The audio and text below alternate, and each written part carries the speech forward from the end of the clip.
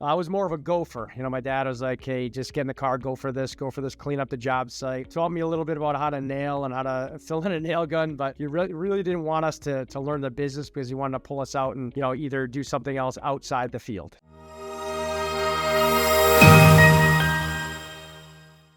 Tell us about your early life. You grew up on the job site. What was that all like? Yeah, like we were talking about a little bit before, my father was a contractor, but he was in the mindset he wanted us.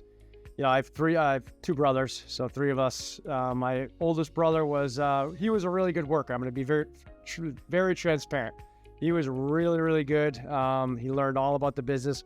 My middle brother and myself were more focused on hockey. My dad wanted us to go to college and hopefully play pro, which sounds kind of nuts for anyone who's a parent listening to this.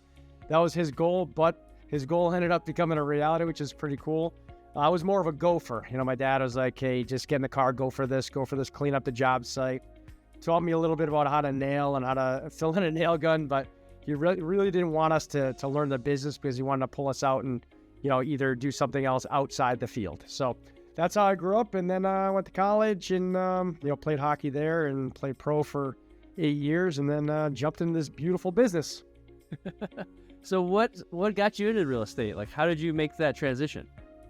Yeah, it's funny. And like I said, you and I were kind of joking about it before, but I was 2 classes short. I got signed a pro contract my last year at Boston University, and I was 2 classes short. And my whole thought process was, hey, either take the money now or take the money later. And obviously, as a kid, they gave me, I think it was $110,000 signing bonus back, and this is 96. So they offered me $110,000. My whole thought process was I could always go back and make up those 2 classes. So, every year went by, 1 year, 2 years, 3 years, 4 years, never went back.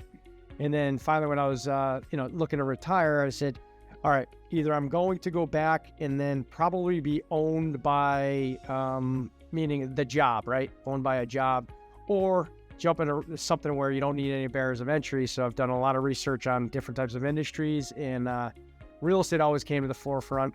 We're talking about, reading different types of books. Rich Dad, Poor Dad. I think everyone in the world has read that book. And I also went online and I Googled this back in the day. I did a search for different type of real estate courses, and one popped up. It was a gentleman by the name of David Wisnett. And it was all about real estate, but nothing in particular. So it was a big, thick booklet like this. And then, I read it from front to back and, just started real estate, started farming areas, got in my car and driving and making offers, and, one actually stuck. So that was really the start of it.